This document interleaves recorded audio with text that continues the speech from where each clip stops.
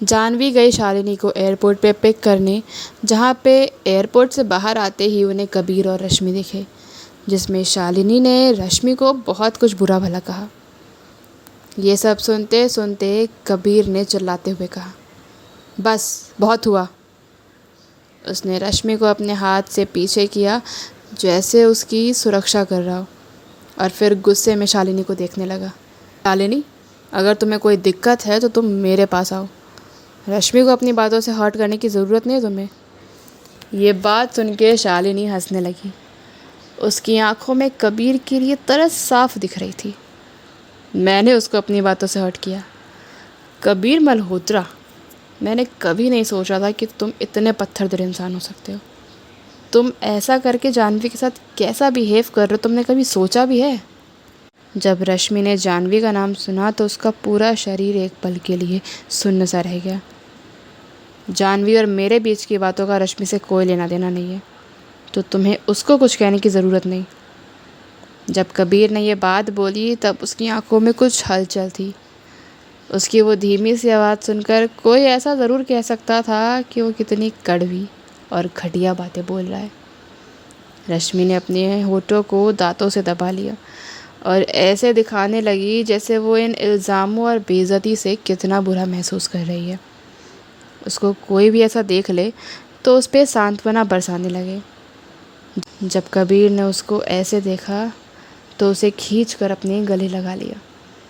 रश्मि ने अपना सर ना में हिलाते हुए कहा, रहने दो, ये उसका हक बनता है कि वो मुझ पे इल्ज़ाम लगाए। ये सब मेरी गलती है और तुम जानते हो मुझे अपनी गलती पे बहुत पछतावा है। रश्मि, इन सब से तुम्हारा कोई लेना देना नहीं है। तुम्हें खुद को इस तरह से दोष देने की ज़रूरत नहीं। शालिनी का गुस्सा उनकी बातें सुन के बढ़ रहा था और गुस्से में उसकी आंखों से आंसू बस अब टपकने ही वाले थे। उसने रश्मि की तरफ अपनी उंगलियां करी जो इस समय कबीर की बाहों में छुपी हुई थी, और अपने आंसुओं को रोकते हुए बोली, बस करो तुम दोनों, इतना नाटक करने की कोई ज़रूरत नहीं है। किसके लिए कर रहे हो तुम ऐसा? मेरी जानवी अंधी थी जो तुम दोनों जैसे इंसानों से मिली। तुमने उससे सब कुछ छीन लिया, अब तो खुश हो गए ना? मैं शालिनी गुप्ता 30 साल से करीब इस धरती पे जी रही हूँ, लेकिन मैंने तुम जैसा बेशर्म और घटिया इंसान कभी नहीं देखा। रश्मि, तुम ये हर दिन भोली मासूम बनने का नौटंकी करती हो, लेकिन अंदर से शायद तुमसे ज़्यादा शैतान कोई और नहीं होगा। जिसके पास इतने घटिया तरीके होंगे किसी को बदनाम करने के, तो फिर वो क्या ही करे। तुम्हें जो पसंद करेगा वो भी वैसा ही हो सकता है, दूसरों को धोखा देने वाला इंसान। शालिनी के मुंह से उनके लिए बुरी बातें ऐसे निकल रही थी जैसे कोई मशीन गन चला रहा हो। वो चाह रही थी उसकी नज़रों से ही वो दोनों शख्स ख़त्म हो जाए। ज़बान संभाल के शालिनी गुप्ता। उसकी बातें सुन के कबीर को गुस्सा आ रहा था। उसके कानों में जो शब्द पड़े वो इतने बुरे थे कि उसका दिल उन शब्दों से अब चुभ रहा था। मेरे और जानवी के बीच जो भी हुआ उनको इन चंद शब्दों में बयान ही किया जा सकता, और वैसे भी ये मेरे और उसके बीच की बात है। आई होप तुम उसमें दखलंदाजी नहीं करोगी। तमीज़? क्या बात है, तुम जैसे बदतमीज़ लोगों से बात करने के लिए तमीज़ की ज़रूरत कब से पड़ गई? अब तुम्हें ऐसा तो नहीं लग रहा ना कि मेरे शब्द तुम्हारे अंदर नहीं जा रहे? घटिया लड़की है ये, एक नंबर की घटिया लड़की। चाहे कितना भी तैयार होके रहे, लेकिन अपने अंदर का घटियापन कभी नहीं छुपा सकती। मैं कह रही हूँ कबीर मल्होत्रा, लिख के ले लो, एक दिन तुम ज़रूर पछताओगे। शालिनी गुस्सा थी और उसका पूरा चेहरा लाल हो गया था। ये सुन के कबीर का चेहरा भी पीला पड़ गया। उसकी आंखें गुस्सैल हो गई और उसने अपने हाथों की मुट्ठी बना ली। थोड़ी देर बाद उस पर चिल्लाते हुए बोला, शालिनी गुप्ता, एक बार फिर से कह के देखो, तुम जानती नहीं मैं क्या कर दूंगा। क्या हुआ, कुछ गलत कहा क्या मैंने? मैंने तो बस ये कहा कि यहाँ खड़ी रश्मि अरोड़ा एक घटिया लड़की है। वो चाहे कितना भी तैयार हो जाए, कैसे भी तैयार हो जाए, अपने अंदर का घटियापन कभी नहीं छुपा सकती। ये ऐसी लड़की है जो दूसरों के साथ बस सो कर ही ऊपर तक जा सकती है। इसमें क्या गलत कहा मैंने? बोलो। Shut up. कबीर, छोड़ो ना, भूल जाओ। शालिनी, मैं तुम्हें कह रहा हूँ, जानवी और मेरे बीच रश्मि को मत लाना। और रही बात जानवी की, तो मैं बस इतना ही कह सकता हूँ कि अपनी गलतियों के लिए मैं बहुत शर्मिंदा हूँ। लेकिन मुझे बहुत अच्छे से पता है मेरे दिल के सबसे करीब कौन है। पर सब जानते हुए भी जानवी के मन में मेरे लिए फीलिंग्स है, तो क्या वो मुझे परेशान करना बंद नहीं कर सकती? ओह, तो मैं तुम्हें परेशान करती हूँ। इसका मतलब आज तक तुम मुझे इस नज़र से देखते थे। जानवी को लगा जैसे वो कितने साल पीछे चली गई हो। उस रात बारिश हो रही थी और उस बारिश में वो रोड पर अकेले खड़ी थी, जहाँ सिर्फ स्ट्रीट लाइट जल रही थी। जानवी, जो शालिनी के पास चुपचाप खड़ी थी, उसने गहरी सांस ली और आंखों को धीरे से बंद कर लिया। फिर जब उसने आंखें खोली तो ऐसा लगा अभी जितनी भी फीलिंग्स उसके अंदर थी वो सब मर गई। उसने शालिनी के उस पतले से शरीर को देखा जिसमें गुस्सा बहुत था, और अपनी आवाज़ में थोड़ी थकावट के साथ बोली, शालू, गाड़ी में बैठ।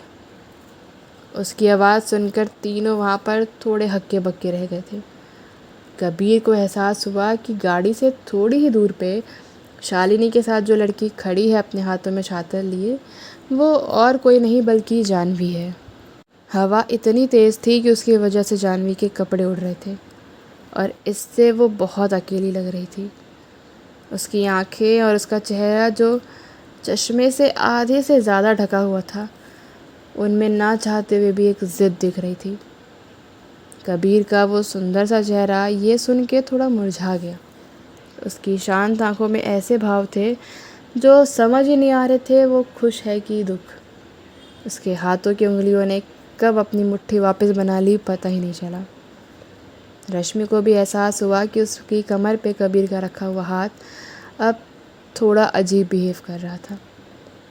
उसने अपने गुलाबी होठों को हल्का सा दबाया और धीरे से कबीर की तरफ देखने लगी। उसकी आंखों में कमज़ोरी साफ दिख रही थी, जैसे वो बिल्कुल ना चाहती हो कबीर उससे दूर जाए। वो जानवी की तरफ दुख भरी नज़रों से देख रही थी। पता नहीं ऐसी क्या बात थी जो वो अपनी आंखों से बयां कर रही थी, पर वो हो नहीं पा रहा था। उसने अपनी आंखें थोड़ी सी नीचे करी और तुरंत उसकी आंखों में आंसू आ गए। दीदी, दीदी, मुझे आपकी बहुत याद आती थी दीदी। और इसको मेरी याद आई। ये शब्द जानवी के कानों में खंजर की तरह चुभ रहे थे। ऐसा लग रहा था जैसे उसके चोट पे फिर से किसी ने वापस एक घाव दे दिया हो, एक ऐसी चोट जो समय के साथ अब तक भरी नहीं रही थी। उसके पूरे शरीर में ठंडक फैल गई। लोग कहते हैं समय बड़ा बलवान है, समय के साथ सारे घाव ठीक हो जाते हैं। बोलते हैं ना, एक बार जब तुम किसी चीज़ को जाने देते हो तब आपको ये एहसास होता है वो असल में इंसान था कैसा और ज़िंदगी में कितनी इम्पोर्टेंस रखता था। कहते हैं रिश्ते तोड़ने के बाद जब आपको अकेलेपन से आदत हो जाती है तब आप उस इंसान से इतना प्यार ही नहीं करते होते जितना आपको लगता था या जितना आपने उस टाइम में सोचा होता है। पहले उसने भी यही सोचा था कि इन सब चीज़ों को काफ़ी साल बीत चुके हैं, शायद अब चीज़ें सिर्फ पास्ट बन के रह जाएंगी, वो भी इन सब की याद ही हो जाएगी। लेकिन यहाँ देखिए ना, कौन कहता ये बातें सच है। यहाँ तो दूसरे ही पल उसको अपनी सारी बातें याद आने लगी। दिल में दर्द शुरू हो गया। ऐसा लगा जैसे कोई उसका गला घोंट रहा हो। उसको ये सब बातें सुन के चक्कर आने लगते थे, लेकिन इतनी सब तकलीफ़ होने के बाद भी वो सिर्फ खुद को वहाँ से आगे बढ़ने के लिए मोटिवेट कर सकती थी। उसने अपनी आंखें बंद करी और ख़ुद को शांत करने की कोशिश करी। आंखें खोली और चश्मे के पीछे छुपी जो असली जानवी थी वो वापस आ गई।